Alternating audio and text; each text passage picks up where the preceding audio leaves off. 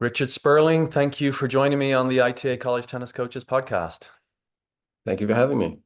Yeah, we're thrilled about our new partnership together. Just recently put ink to paper and trying to get the word out to our coaches as quickly as possible, especially as fall tennis is upon us, and getting them involved with AC and autism. And so we'll get into that later in the podcast. But just to start, can you share with us a little bit about your tennis background, how you got involved in the sport, your college tennis playing days, and anything else you'd like to share about your background? Sure, love to.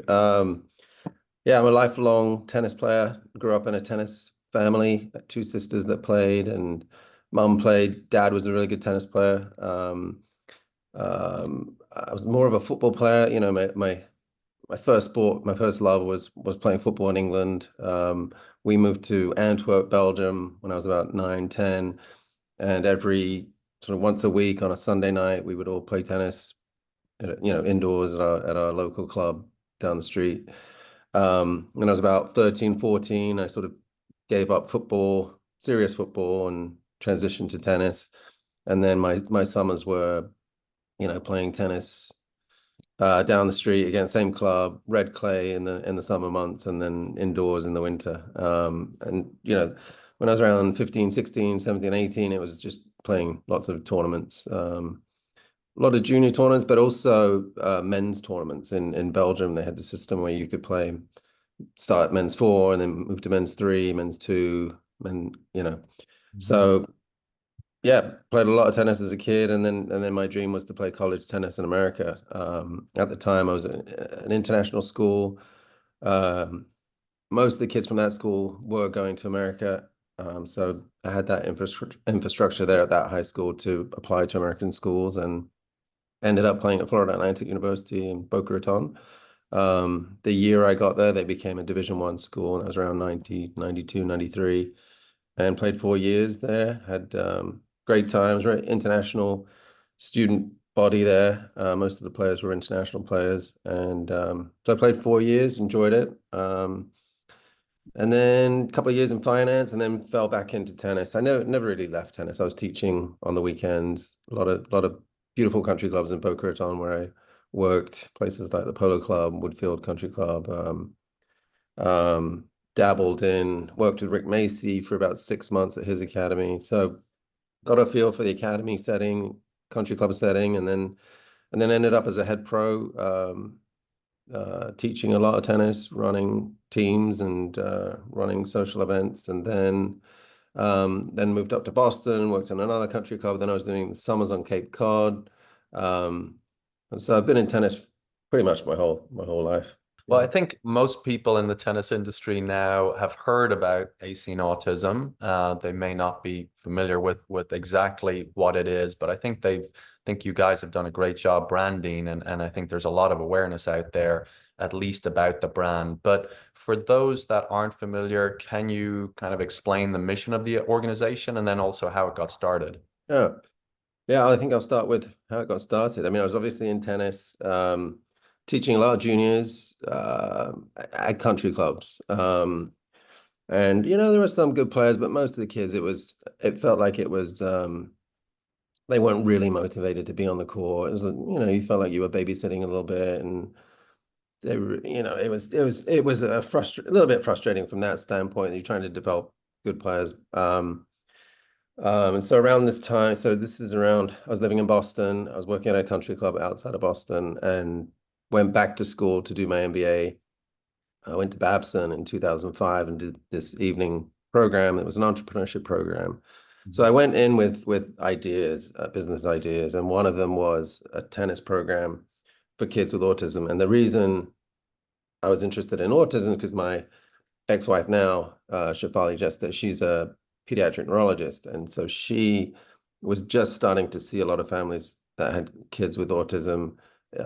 She would see, I think one day a week or once every 2 weeks, she would do a full day of clinic and meet a lot of families and learn about their stories and their worries and concerns. And a lot of the families that she met, they were struggling to find recreational programs, and some families weren't even thinking about that. They didn't think their kids would fit in that setting. So it sounded like an opportunity to me. I think around this time also autism was getting a lot of recognition in the news. There were a lot of information about the rates going up very quickly.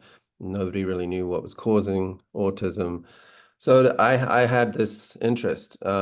It sounded like there was an opportunity with the number of kids in America rising rapidly, and then this void in the space where parents couldn't find programs, recreational programs that catered to their kids' needs. I was working at this club one summer, and I got a handful of patients from my wife at the time, and just started to work with them because that was literally the first time I'd ever met a child with autism. I didn't know what it meant, Yeah. how it would appear. I didn't know how they would react to tennis. I didn't know. I really knew nothing. So I worked with about 5 kids over the course of the summer and saw a slow progression in gains, and very quickly decided to create something around that. And so I pitched it in business school. Had one particular professor that was actually played tennis. She played tennis at Georgetown, so she was a tennis player. She taught entrepreneurship, and she said, "I think you've got something here. You should probably pursue it." And that gave me a lot of confidence to move forward. And so that fall, 2008, we started our first program. Obviously, I had a lot of I mean, there was a an advantage, obviously, to have my wife in that space. We could, she was getting volunteers from her lab that knew how to work with kids with autism. She already knew a lot of parents, so to fill that first class wasn't difficult. So we found a club. Luckily found this Longfellow club that had quick start courts. This was probably one of the first clubs in New England to build quick start courts. The smaller courts that look like Yeah. pickleball.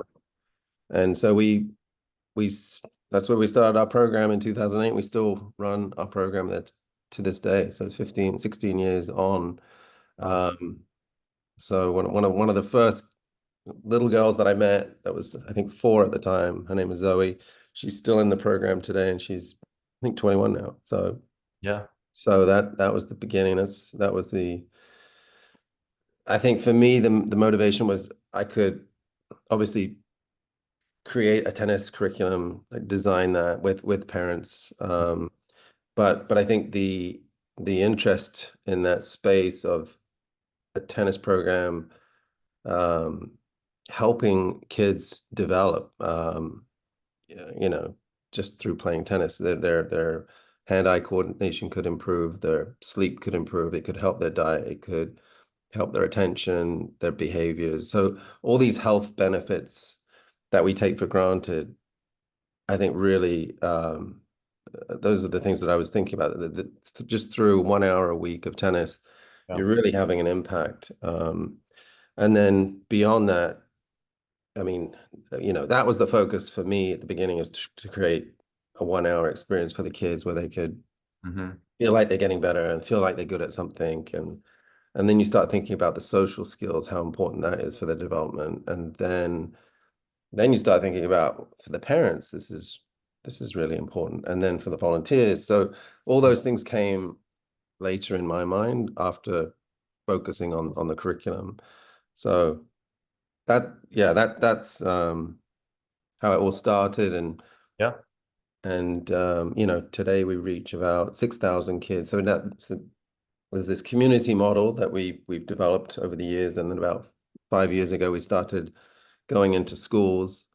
So there's a school model. So once we go into schools, we train the PE teachers and the teachers that are helping in those classes. And what we found is when we go into schools, we're just reaching more kids. There's just more numbers that we reach when we go into a school setting. So we're reaching about 6,000 kids a year, but I would say about just a little bit more than half of that we're reaching in schools, in the school setting. But we have about 150 locations around the US now. Yeah. That's incredible. And how many states are covered in that, Richard, in the I think 100? about, I think we're close to 35.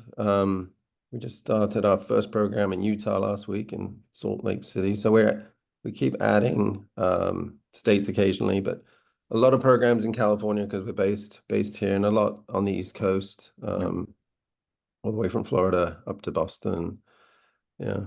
Yeah. So what are the long-term goals? Is it to ensure that reinforcing those communities and ensure they continue, or is Oh, it yeah. world domination and just keep expanding, or something in between? Yeah, no, I mean, I think most important is that we're delivering quality programs. So we're always focused on the quality of the program, how we can evaluate program quality, how we can improve our training. So that's the most important thing. I think before we expand, I mean, we addressed that a few years ago. So I think we're in a very good place in terms of quality and evaluation. Mhm. Uh, we have a network of about 15 regional program directors. Those are people that have run our program, interested in doing training volunteers, interested in launching new programs and evaluating the program. So we score, all of our programs. We Mhm. try to get to them at least once a year to evaluate them. So we have 15 people that are traveling around the country visiting sites. So that's number one, that's very important. I think along those lines, longer term goal is to develop a certification program, and that we might do in partnership Mm. with the PTR potentially. Um, so we have two or three tiers of certification, one for volunteers, one for program directors that manage the programs, and then our regional program directors. But I think we want to remain, the leader in this industry, in this space of autism and recreation, or sports and recreation. So continuing to measure outcomes, work with people that are doing research in this space, so that we become the voice in this space, that people can trust. Um, so those I think are very important for us. We are growing. We definitely are expanding. We're in a position to do that. The last 3 years, we've been adding on average, about 30 programs a year. Hopefully we do a little bit more, a little bit better. I think we will do better than that this year. Um, so I think that 6,000 that we're reaching right now, hopefully we'll get to 10,000 in the next 2 years. That's Right. the goal. Yeah, to Yeah. keep growing. Yeah. So how can college tennis coaches and college tennis teams Yeah. maybe help you in accomplishing those longer term goals? Yeah, so we're very excited about this partnership with the ITA. We've been working with college teams for since the beginning. I can, share a really great successful story. When we launched our program in Wayland at the Longfellow Club, just down the street from there, we had Brandeis University. Ben Lamana was the coach there. He used to coach the men and the women, and every single weekend when they were in town, they would come and support our program and help and give back. So we realized early on that being on a college campus was so beneficial for us.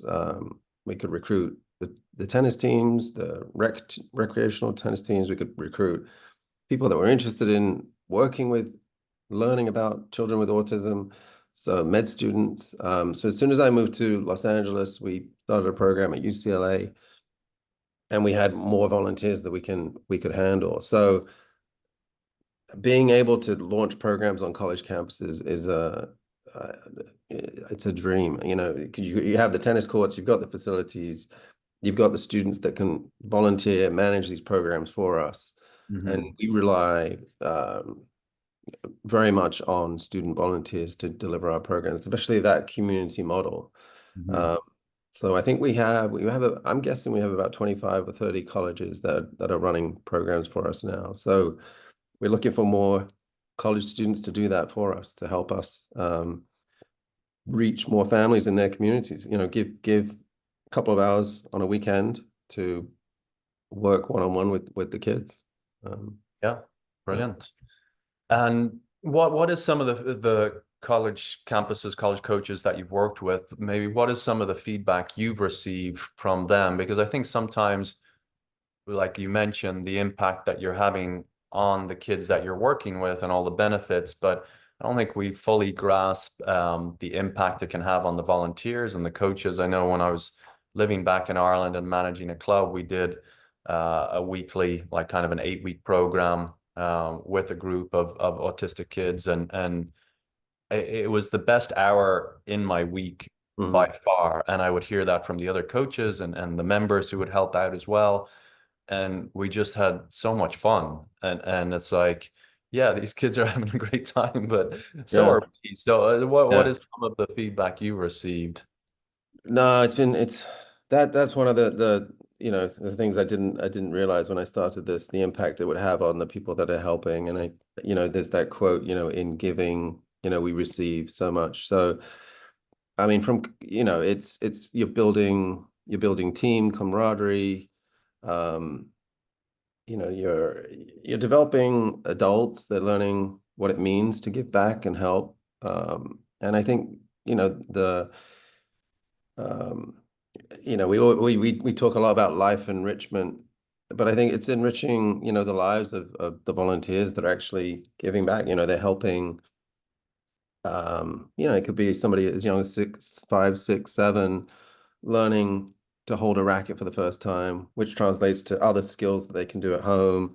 For example, we heard, I think, uh, somebody could never hold a pencil before, and after playing tennis, they could learn how to play, hold a pencil. So it really is life enriching, and I think for the volunteers, I mean, I've met so many volunteers over the years now, but to see a 12 or a 13-year-old, even, younger than a college player, work and really care, and show compassion and really connect with the kids.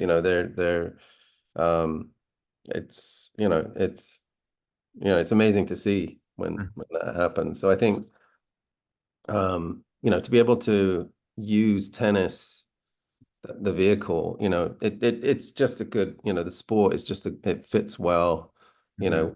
We're not going to produce any world champions. We might produce a high school player, maybe a college player, but it's about human connection out there, getting some exercise, all the health benefits that Yeah. we see. But it is a very social sport, so it's very important for the kids, especially kids with autism, to try and connect with other kids. So we train our volunteers to facilitate that connection.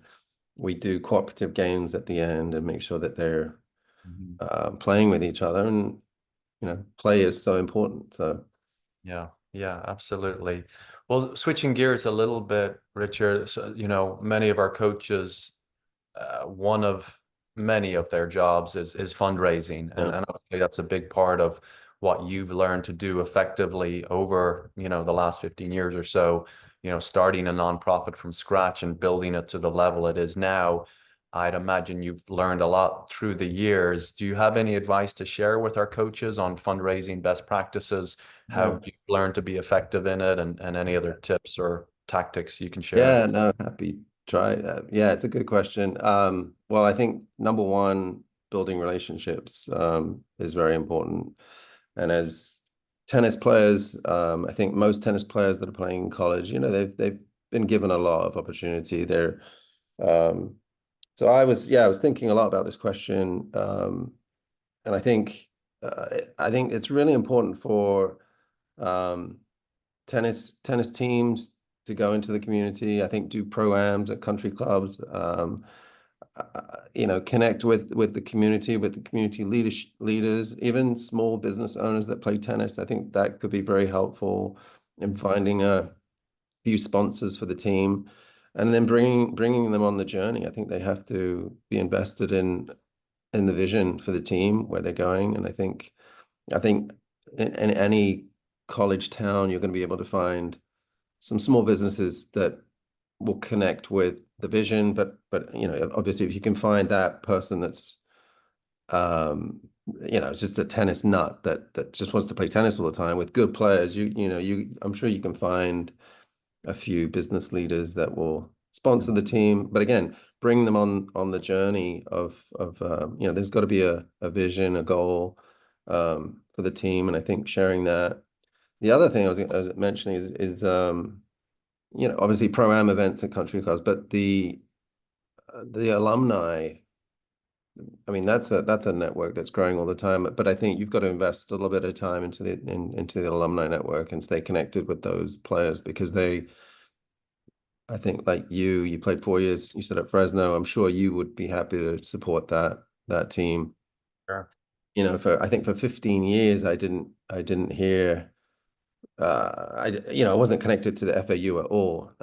In the last 10 years, I've been quite connected with the coach. He's building a network now. Mhm. They recently built some courts. I don't know how much they got from alumni. I don't think there was much outreach to alumni, but he's making an effort now to stay connected to alumni. I know the Penn coach does a great job of building that alumni network, and I think he recently raised about 100,000 to put up cameras so alumni can watch the Yeah. matches. So I think the family, obviously the families of the players, the local community, but making sure they understand the vision and the journey. You know, if you have a great atmosphere out at the matches, I'm sure you can do some raffles and auctions and things like that as Mhm. well. Yeah, very good.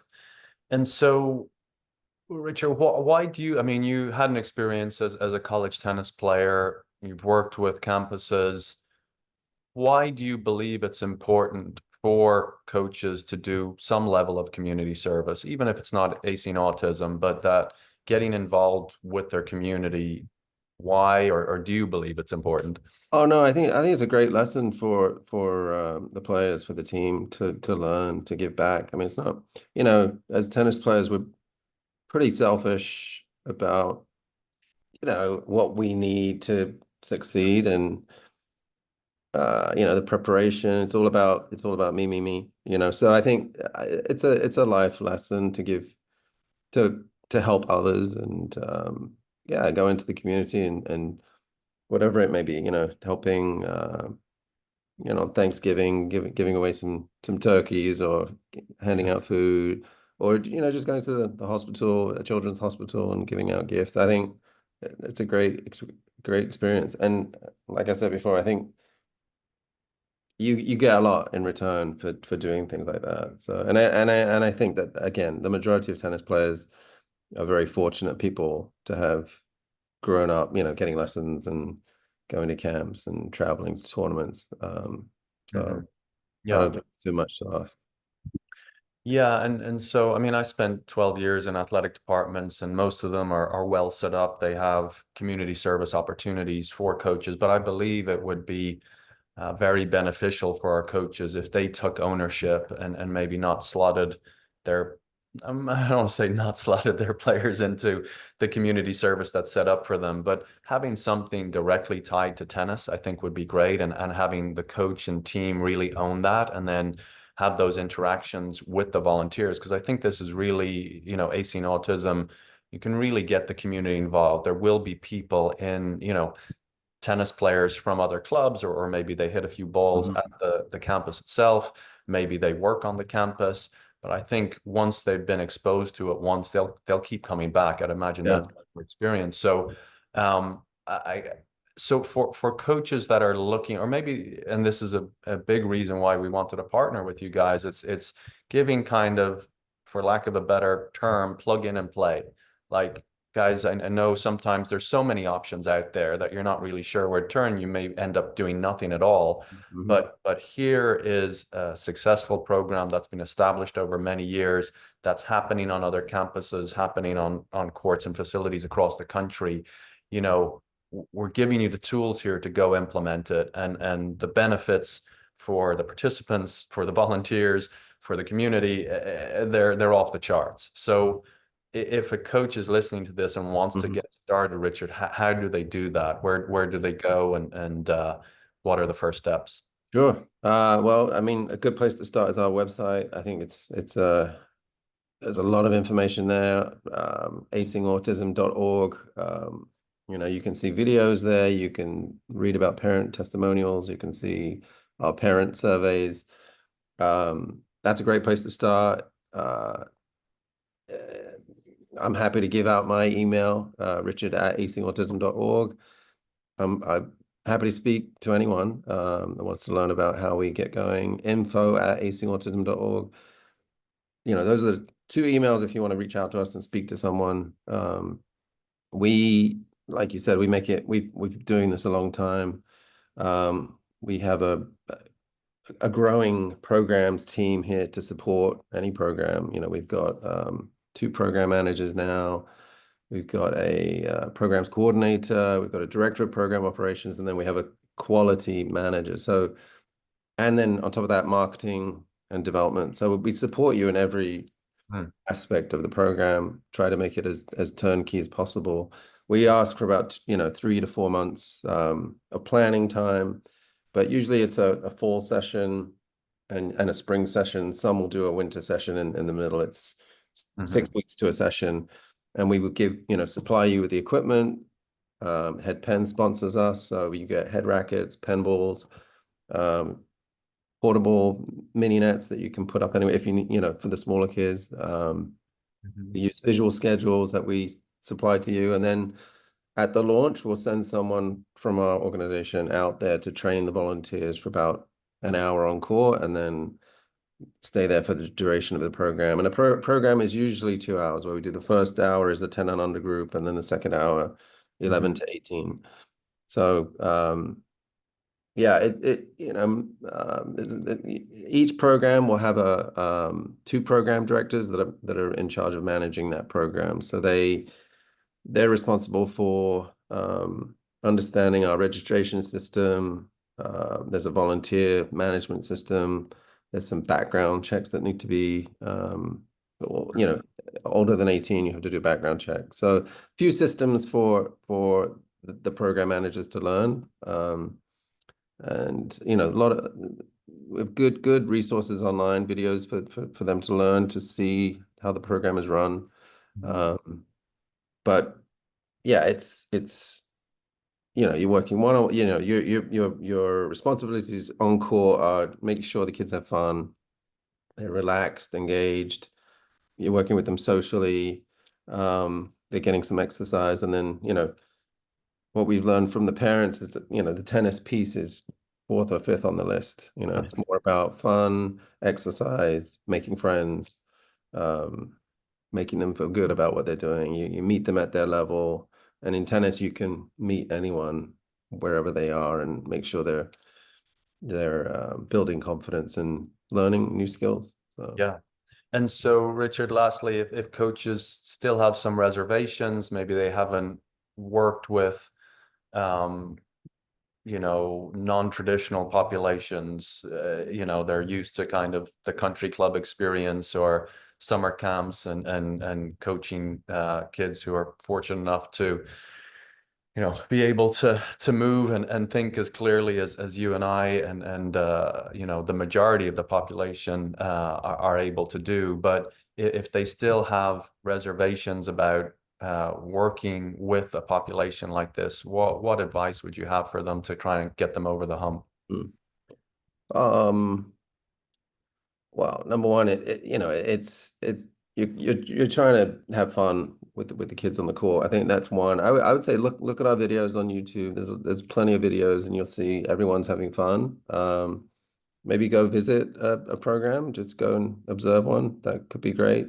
So I'd say try to see a program, whether it's online or in person. Right. Um, but yeah, it's there's a lot of support. Every child. Sometimes we'll have two volunteers if they need it. The parents are there. So if there's any issues, you can go straight to the parents and ask for help. I think the biggest difficulty is sometimes getting the kids' attention. And we have tools for that. We put dots on the court. The language that you use. But again, I think try to watch one of our videos. I think go to our website and see Yeah. what it looks like. Yeah. Well, Richard, this has been great. I've learned a lot. I know our coaches have as well. I encourage all our coaches to explore AC and autism.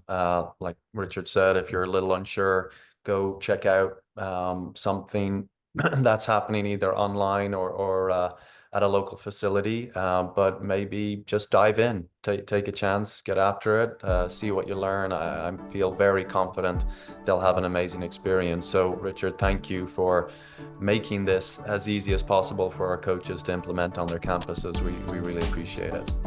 Well, thank you for having me. Very excited for this partnership. Like I said, please call or reach out if you have any questions.